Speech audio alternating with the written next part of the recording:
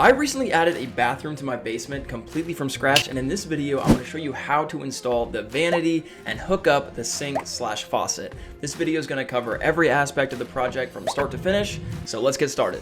For this project, we're going to be installing a 36-inch vanity and this Delta portwood faucet. You're also going to need a P-trap, an extension tube possibly, some silicone, your trap adapter right here, and then your supply hoses to feed the faucet. Here's a look at all those materials, and I'll link them down below in the description. If we were to rewind a couple videos, you can see that the plumber already installed the drain piping for the vanity and the sink. That's 2-inch PVC, and after drywalling and installing the 1/2-inch CPVC supply piping, we're now ready to install this vanity in place.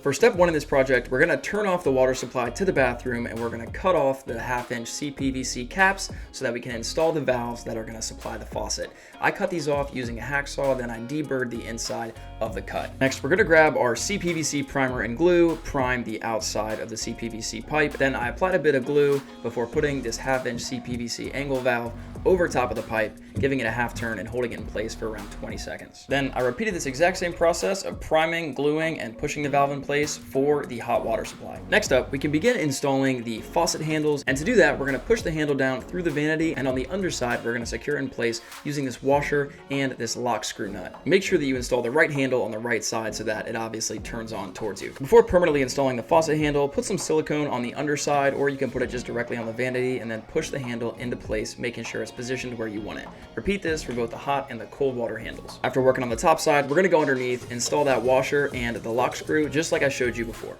When it comes to installing the faucet, you're going to take the faucet and put it down through the vanity just like we did for the handles, except we're going to secure this in place on the underside using this bracket plate. To secure and tighten the plate, you're going to install this lock nut, and it comes with a tool so that you can easily access it from underneath the vanity. Just like with the sink handles, we're going to apply a bit of silicone to the underside and position the faucet in place before going on the underside, taking our bracket, positioning it in place, and then tightening up the lock nut with the provided tool, just like I showed you outside. And if you have any excess silicone on top of the vanity, clean it up before it dries. To connect the spout to the handles, we're going to use this quick connect supply hose that came with the faucet, and you're basically just going to push it into place until you hear a click, and then do that for the handle. Again, pushing it up into place until you hear a click, and then again for the other side.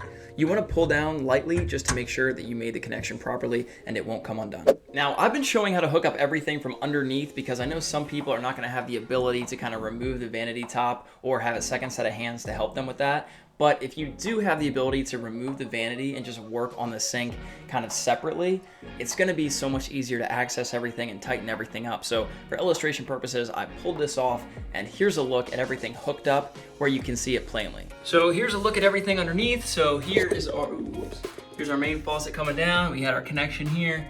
You can see it went to one branch on this side, which we threaded on, one branch on that side. And then we have our supply lines, which is this 1/2 inch, which goes up there, and then we have our 3/8 inch, which is going to connect to the valves.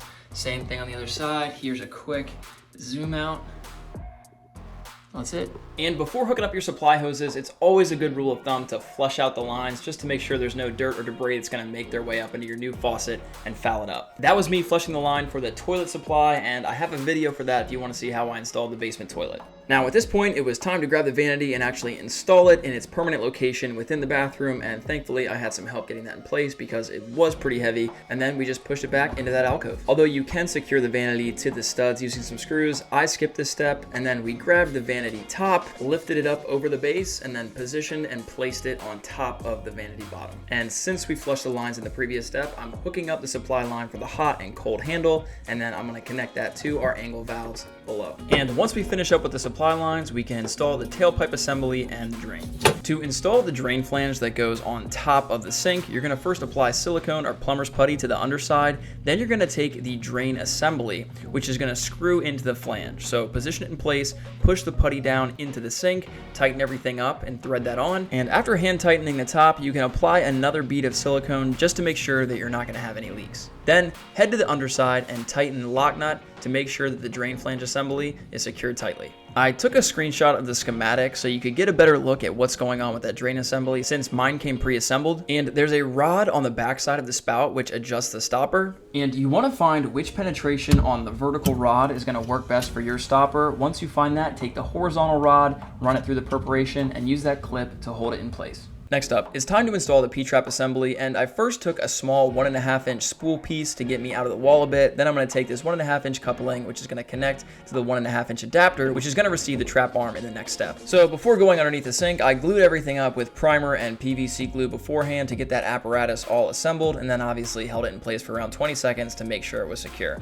Then I went on the underside, applied primer to the inside of that 90, and then I pushed my assembly into place. Now that we know where our P-trap assembly is going to rest, take the trap arm and see how much you're going to need to cut off so it matches up with the drain piece assembly. You can use a hacksaw to cut it, a miter saw, or a reciprocating saw. Just make sure that you deburr all of the cut rough edges of PVC. Next, grab the trap arm, and this is going to be assembled together using a series of slip nuts and slip washers. As you can see, you want the flared end of the slip washer to be facing the connection point, and then you're going to tighten it up using the slip nut. I pre-attached the trap bend to the trap arm before assembling, but if you want to install it separately, just install the trap arm, slide up an additional slip nut, and then attach it to the trap bend, threading on the slip joint just like before. To make the connection to the drain tailpiece, you're going to slide up a slip nut and then a slip washer onto the tailpiece, and you're also going to need a slip nut and washer for the 6-inch extension tube we needed for this project. Gently push the extension tube down into the trap bend until you're able to slip it over the tailpiece, and once you're happy with how everything is lining up and assembled, go ahead and tighten up the slip nuts. It's quite possible that you won't need an extension tube for your project, but for this one I did, and I figured I'd show how to install it. Now, if you remember, this vanity is installed in this small alcove with 3 walls around it, so I can't just install the one backsplash that came with this vanity at the back, because water's obviously going to overflow the sides as well. So to remedy this, I tossed away the backsplash that came with the vanity, and I went to Home Depot, and I picked up this smaller stone surround that I then cut to size using an angle grinder with the hopes of installing that around all 3 sides of the vanity. After marking and cutting the stone surround to the required length, I then took a bead of silicone and ran it on top of the vanity so that when I pushed this surround down into it, it would help to hold it in place permanently and also give me a second level of defense against water leaking underneath it. Then I installed the piece of backsplash at the back of the vanity before caulking between the backsplash and the wall, and then I caulked between the backsplash vertical piece and the vanity horizontal surface.